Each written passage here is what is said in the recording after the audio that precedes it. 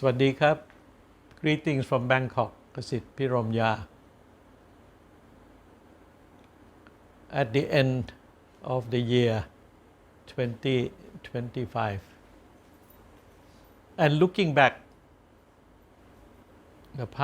throughout the past 1 year, it can be concluded with certainty that the world has been living with more conflict and confrontation than cooperation and collaboration.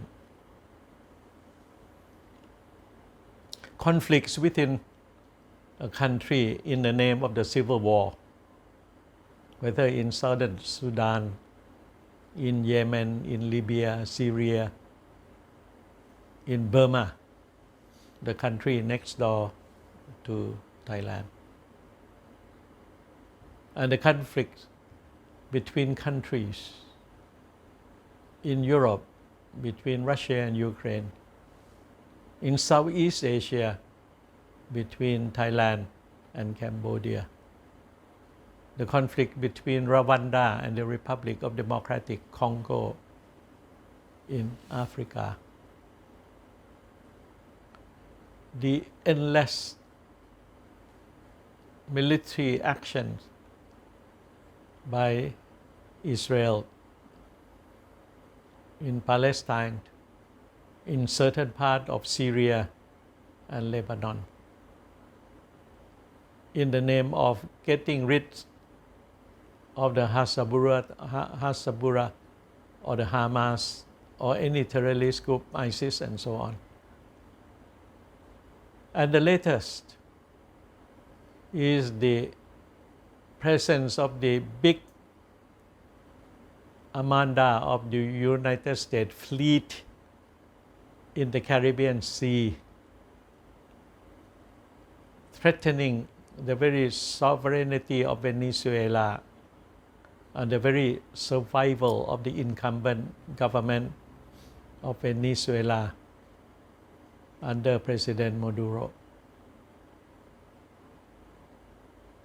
And every now and then, throughout the year, we had witnessed a sort of brinkmanship game between China aircrafts, naval ships, and Japan, the Philippines, and Vietnam.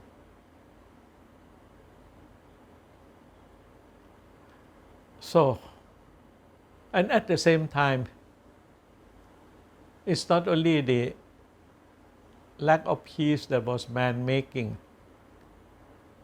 but also the disturbance of peace because of the so many natural calamities all over the world. Forest fires, floods, the melting of the ice in the North Pole, South Pole, the tsunami, earthquake, eruptions of the volcanoes, and a lot of it has to do with the destruction of the forests. They are man-made. And we talk so much about climate change and the need to do something about it. But with so many meetings, conferences, declarations, and so on, but in terms of implementation, it has been so far away from the actual idealism. So for the year 2026, there is a need for the world citizens to take stock of themselves and start to think more about peacemaking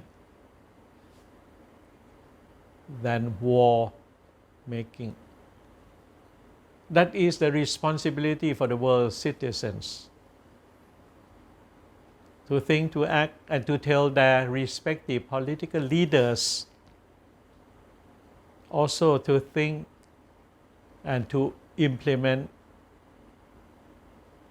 peaceful approach to problems at hand. And at the political level, the most important body of the international community is the United Nations Security Council, with 5 permanent members: the United States, Russia, China, United Kingdom, and France. I think the international community, through the United Nations Charter, has entrusted these 5 permanent members of the United Nations Security Council with the mandate to promote peace, to enhance security, and to take the lead in the development of the quality of life for the world citizens. But lo and behold, the 5 permanent members, instead of carrying out their tasks, their joint task to the best of ability, most of the time they have instead been the initiator, the executor of conflicts, confrontation, and wars. So isn't it about time that in the course of the year 2026, these 5 permanent members of the United Nations Security Council turn to the negotiating table at the United Nations headquarters in New York, the United States, and start to talk to one another and try to settle their differences at the negotiating table, and take the lead in the peacemaking process